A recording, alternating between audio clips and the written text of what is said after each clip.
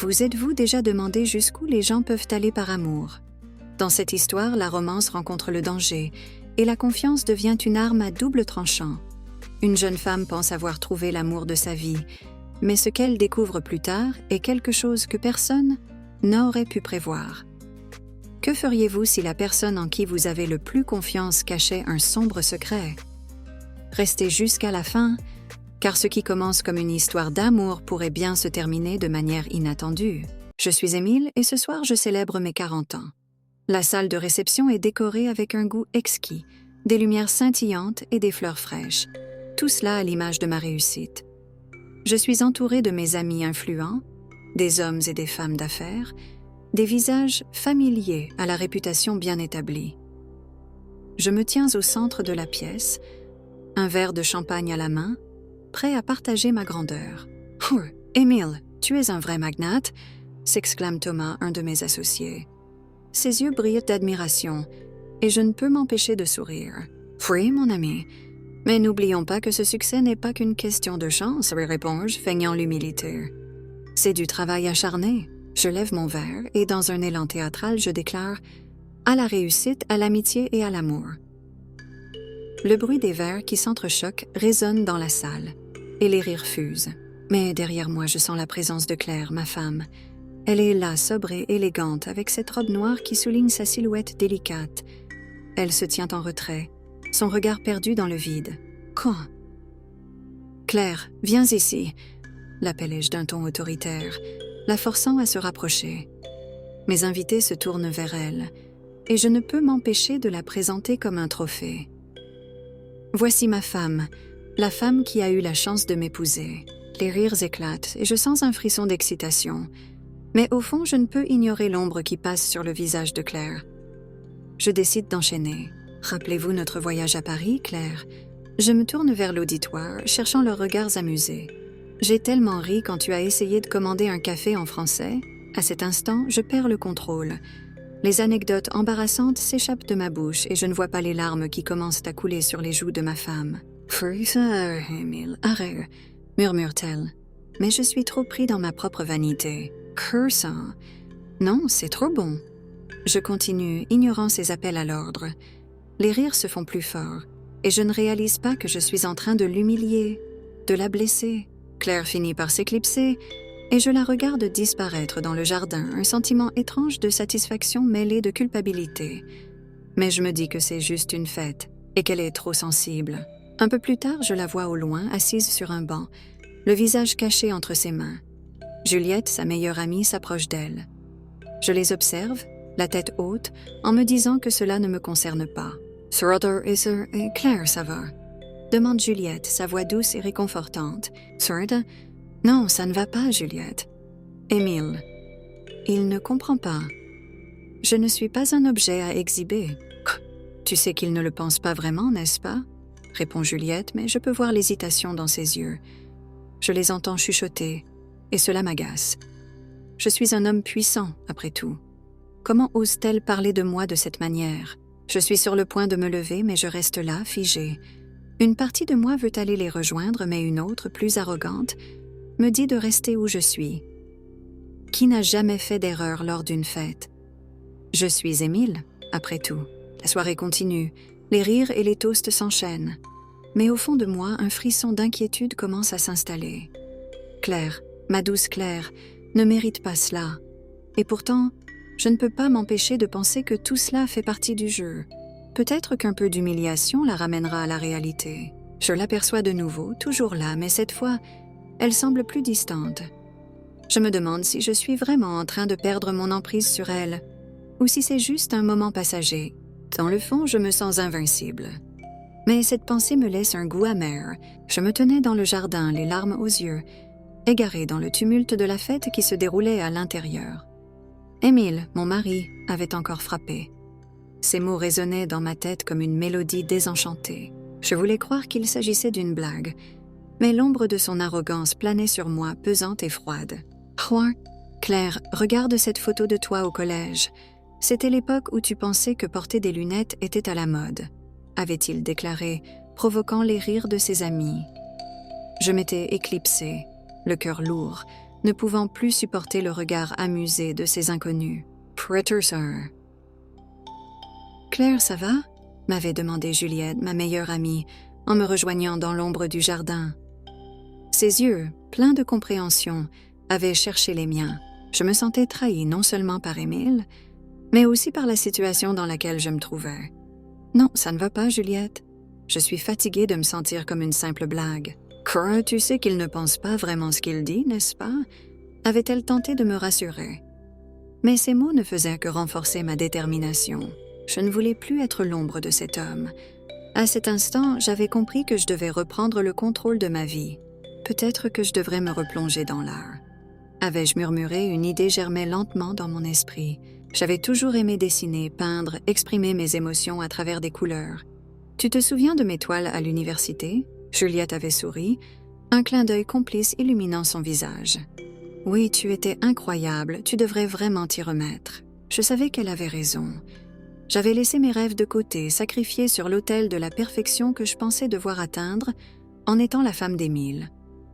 Mais comment commencer? Avais-je demandé, l'angoisse me serrant la poitrine. Sir, commence par te redécouvrir, Claire. Prends un pinceau, un crayon et laisse tes émotions s'exprimer. Je suis là pour t'aider, avait-elle répondu avec enthousiasme. Je me sentais soudainement légère, comme si un poids s'était soulevé de mes épaules. Je devais agir, me libérer de cette image que je portais. Alors que je prenais la décision de renouer avec ma passion, Juliette, intriguée par mon changement, avait pris sa propre initiative. Elle avait commencé à enquêter sur Émile, curieuse de comprendre ce qui se cachait derrière cette façade de millionnaire. Les rumeurs avaient commencé à circuler, des murmures sur ses affaires douteuses. Je n'étais pas au courant, mais Juliette avait l'instinct d'une protectrice. Crunchier. Je vais découvrir ce qui se passe, Claire. Je ne peux pas rester sans rien faire. Émile doit avoir des secrets et je ne laisserai pas ton bonheur entre ses mains, avait-elle déclaré, déterminée. Je lui avais souri, reconnaissante d'avoir une amie aussi loyale. Merci, Juliette. Tu es toujours là pour moi. Pendant ce temps, Émile se perdait dans des soirées avec ses collègues, se noyant dans des verres de champagne, évitant le regard que je posais sur lui. Il semblait accablé par une culpabilité qu'il ne pouvait pas exprimer. Mais sa fierté l'empêchait de s'excuser ou même de reconnaître ses erreurs. Il s'éloignait de moi, et une partie de moi se demandait si cela me ferait du bien. Tu sais, je me demande ce qu'il ressent vraiment, avais-je avoué à Juliette un soir en observant Émile à travers la fenêtre. Peut-être qu'il commence à réaliser ce qu'il risque de perdre, avait-elle répondu, un brin de cynisme dans sa voix. Je n'étais pas sûre de ce que je voulais qu'il ressente. La douleur de l'humiliation était encore fraîche, mais la flamme de ma détermination brûlait plus fort que jamais. J'étais prête à me relever, à me retrouver. À travers la brume de la trahison, une lueur d'espoir éclairait mon chemin. Une nouvelle Claire était en train de naître, et elle ne laisserait pas Émile la briser. Lorsque je suis entrée dans la galerie pour le vernissage, une vague d'émotions m'a submergée. Les murs étaient ornés d'œuvres vibrantes, chacune racontant une histoire, chaque coup de pinceau me parlant directement. Je ne pouvais pas m'empêcher de me sentir à la fois excitée et nerveuse. En me frayant un chemin à travers la foule, j'ai aperçu Lucas. Il était là, debout près d'une toile imposante, son regard captivé. Il semblait être l'incarnation même de l'art, avec sa manière de se mouvoir et son sourire charmant. En m'approchant, je suis tombée sur une conversation déjà en cours. Lucas discutait avec un groupe de personnes admirant son travail. « L'art, c'est une forme de libération, » dit-il, sa voix riche et pleine de conviction. « Quirker, c'est une manière d'exprimer ce que nous avons à l'intérieur, même les douleurs les plus profondes. » Ces mots résonnèrent avec moi, comme une douce mélodie que j'avais longtemps oubliée. « Claire !» s'exclama-t-il en me voyant. « Je suis tellement content que tu sois venue. » Son enthousiasme était contagieux, et pour la première fois depuis la fête d'anniversaire d'Émile, je me sentais vivante. « Merci, Lucas. Tes œuvres sont incroyables, » répondis-je, un sourire se dessinant sur mes lèvres. Elles me rappellent à quel point l'art peut être puissant. On devrait essayer de créer à nouveau, Claire. Je suis sûre que tu as tant de choses à dire. Il m'a regardée avec une intensité qui m'a fait frémir. Je me suis souvenue des jours où je peignais sans relâche, où chaque toile était une extension de mon âme. Mais ces jours-là semblaient appartenir à une autre vie. Une vie avant qu'Émile ne commence à me faire sentir moins que ce que j'étais. Alors que je réfléchissais à ces paroles, j'aille aperçut Juliette à l'autre bout de la galerie, son regard inquiet. Elle s'approcha de moi, l'expression de son visage trahissant une certaine gravité. « Claire, je dois te parler d'Émile, » murmura-t-elle, son ton sérieux. « Qu'est-ce qu'il y a, Juliette ?» demandai-je, un frisson d'inquiétude parcourant mon échine. « Cree, je ne peux pas rester silencieuse. Son comportement envers toi est inacceptable. Tu mérites tant mieux. » Ses yeux brillaient d'une détermination que je n'avais pas vue depuis longtemps. « Je sais, mais je ne sais pas par où commencer. » avouai-je, la gorge serrée. « Commence par te retrouver. Tu as une force en toi que tu n'as pas encore réalisée. » Juliette a pris mes mains dans les siennes, et pour un instant, je me suis sentie soutenue, comme si le poids de mes insécurités se soulevait. Et si je n'y arrive pas? Si Émile ne change jamais? Demandai-je, ma voix tremblante. Sir, Émile ne changera pas, Claire. Il a besoin de contrôler tout le monde autour de lui, mais tu n'as pas à rester là et à accepter sa cruauté. Elle marqua une pause avant de continuer. Je vais parler à Émile. Je veux lui faire comprendre qu'il risque de te perdre. Non, Juliette, c'est dangereux. Il ne réagit pas bien quand on le confronte, dis-je, l'inquiétude m'envahissant à nouveau. Tom peut-être, mais il faut qu'il sache qu'il y a des conséquences à ses actes. Je ne peux pas le laisser te blesser davantage. Sa détermination était inspirante, et je savais qu'elle avait raison. Mais l'idée de confronter Émile me terrifiait. Marker, d'accord, mais sois prudente. Je ne veux pas que ça empire. Je ne pouvais pas m'empêcher de penser à ce qui pourrait arriver si Émile se sentait menacé. Ferai attention, je te le promets. Juliette m'a pris dans ses bras, me transmettant un peu de sa force. Je revenais à Lucas, qui semblait avoir remarqué notre échange. « Tout va bien ?» demanda-t-il, une lueur d'inquiétude dans ses yeux. « Oui, juste des choses à régler. » répondis-je, mais je savais que ce n'était pas la vérité. « N'oublie pas, Claire. L'art peut être ta voix, ton échappatoire. N'hésite pas à l'utiliser. » murmura Lucas, me poussant doucement à penser à ma propre liberté. En m'éloignant de la galerie, une idée germait dans mon esprit. Peut-être que je pouvais utiliser l'art pour exprimer ma douleur, mes luttes, mes espoirs. Peut-être que cela pourrait me libérer, me rappeler qui j'étais vraiment. Au-delà des mots d'Émile, je me tenais là dans mon atelier, entourée de toiles blanches qui attendaient désespérément d'être animées par mes émotions. Depuis que j'avais rencontré Lucas, je sentais une flamme renaître en moi. Chaque coup de pinceau était une libération, une manière d'exprimer tout ce que j'avais refoulé pendant des années. Les couleurs prenaient vie, dansaient sur la toile, et avec elles, ma confiance en moi grandissait. Je me souviens d'une journée particulière où Lucas était venu m'encourager. « Puis, Claire, tu as un talent incroyable. N'ayez pas peur de le montrer au monde, » me disait-il, son regard brillant d'enthousiasme. « Shirker, mais Émile, il ne comprend pas. Il pense que je perds mon temps, » répondis-je hésitante. La voix tremblante, je me sentais encore liée par les chaînes de l'opinion de mon mari. « Oh, Émile ne peut pas dicter ta vie. C'est à toi de décider ce que tu veux faire, » affirma Lucas avec une assurance qui me donnait le courage d'y croire. Je hochai la tête, emportée par son optimisme. Mais au fond de moi, une peur sourde persistait. Émile, dans sa quête de contrôle, avait déjà commencé à me dissuader de poursuivre ma passion. Lorsqu'il rentrait à la maison, il me lançait des regards désapprobateurs ou me disait que je devrais plutôt me concentrer sur les affaires et les événements sociaux. « Pourquoi perds-tu ton temps avec ces peintures, Claire? Tu pourrais utiliser cette énergie pour quelque chose de plus productif, » avait-il dit un soir, sa voix froide et tranchante. Je me souviens avoir serré les poings, essayant de ne pas laisser mes larmes couler. Mais à chaque fois qu'il prononçait ces mots, une partie de moi se brisait. C'était comme si chaque coup de pinceau était une rébellion silencieuse contre son autorité. Juliette, ma meilleure amie, avait remarqué mon changement. Elle était à la fois inquiète et curieuse. Un jour, alors que nous prenions un café, elle me regarda droit dans les yeux. « Claire, es-tu vraiment heureuse? » Je ne sais pas, Juliette. Je me sens enfin vivante quand je peins. Mais Émile, il ne le voit pas comme ça, confessai-je, la voix tremblante. « Cours, Émile est égoïste, Claire. Tu mérites quelqu'un qui t'encourage, pas qui te rabaisse, répondit-elle, sa voix pleine de conviction. Je pouvais lire dans ses yeux qu'elle avait quelque chose d'important à dire. Mais elle hésitait. Freddy-tu? Juliette, qu'est-ce qui te tracasse? Lui demandai-je. Elle soupira, regardant autour d'elle comme si elle craignait d'être entendue. J'ai entendu des choses, Claire, des rumeurs sur Émile, des choses que je ne peux pas ignorer. Mon cœur se mit à battre plus vite. Quelle rumeur?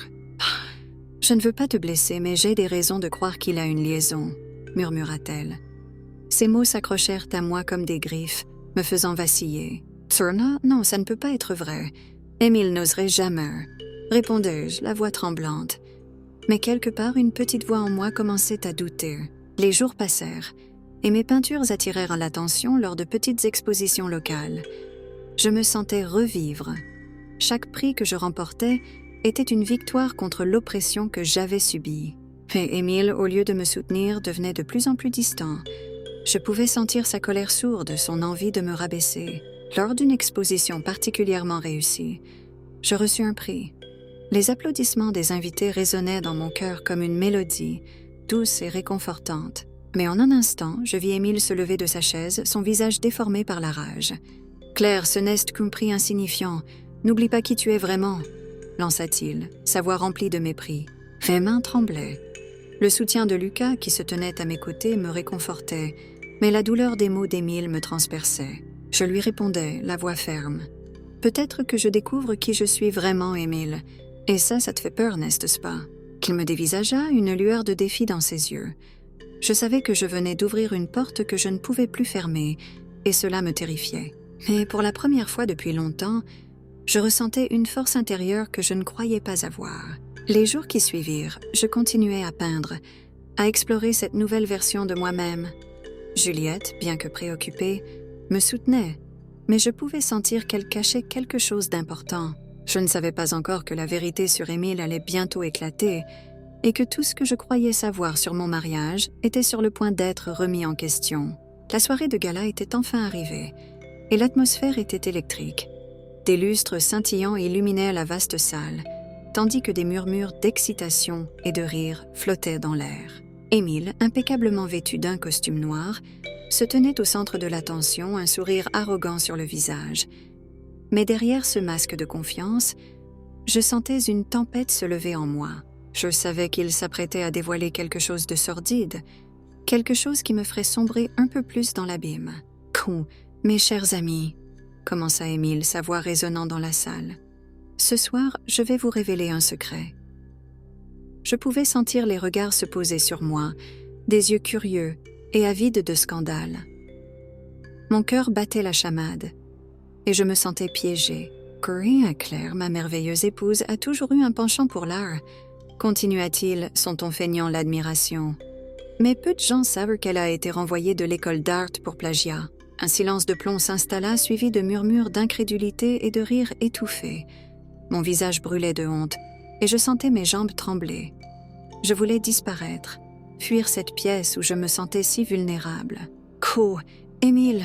m'écriai-je, ma voix tremblante. « Ce n'est pas vrai. » Mais il ne m'écoutait pas. Il se délectait de ma souffrance, comme un prédateur savourant le désespoir de sa proie. « Fur comme un tatan Zauberher. Oh, Claire !» dit-il en feignant une compassion exagérée. « Ne te mets pas en colère. Je ne fais que partager un fait. » Les rires redoublèrent et je sentais mes larmes monter. Mais soudain, je vis Lucas à travers la foule, son regard intense fixé sur moi. Il s'avança, déterminé, et se positionna à mes côtés. « Corinne, Émile, tu es un monstre », déclara Lucas, sa voix forte et claire, brisant le silence pesant qui s'était installé. « Claire mérite mieux que tes humiliations. » Les murmures se transformèrent en chuchotements admiratifs. Je ne m'attendais pas à ce soutien, à cette déclaration publique. Mais au fond de moi, j'étais encore en proie à l'angoisse. « Ferdy, ça? »« Et qui es-tu pour parler, Lucas ?» rétorqua Émile avec dédain. « Un artiste raté qui cherche à se faire un nom en s'associant à ma femme ? Coup, peut-être, mais au moins je ne la humilie pas devant tout le monde, » répliqua Lucas, son regard défiant Émile. J'étais touchée par ces mots, mais la tension était palpable, Et je savais que cette confrontation ne ferait qu'aggraver les choses. Fois 1000, furieux, s'avança vers moi, son visage déformé par la rage. « Tu devrais te sentir chanceuse d'être avec moi, Claire. Sans moi, tu ne serais rien. » Je relevai la tête, déterminée à ne pas me laisser abattre. « Peut-être que je ne serai rien à tes yeux, mais je suis bien plus que cela. Je suis une artiste et je ne laisserai pas tes mensonges me détruire. » Mes mots résonnèrent dans la pièce et je sentis un frisson de courage m'envahir. À ce moment-là, Juliette fit son apparition, son visage grave. Elle s'approcha de moi et je pouvais voir qu'elle était prête à agir. « Claire, il faut que je te parle. Il y a quelque chose que tu dois savoir sur Émile. » Craqueur. Mon cœur s'emballa à cette annonce. Qu'est-ce qu'elle savait?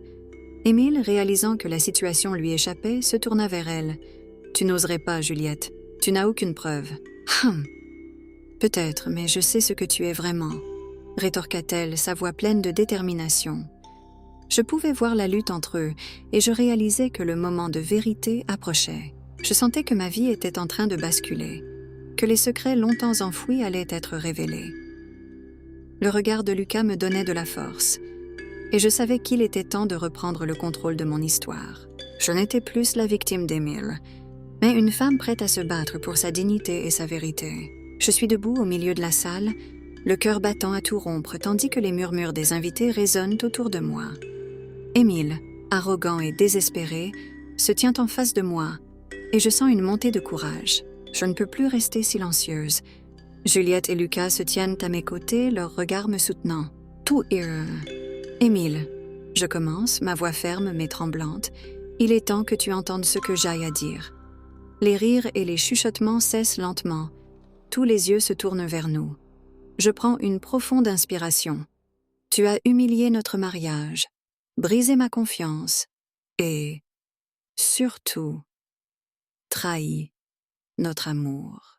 Famille surprise se redresse. Qu'est-ce que tu racontes, Claire? Tout ça n'est qu'une exagération. Tu ne comprends pas ce que tu es en train de faire.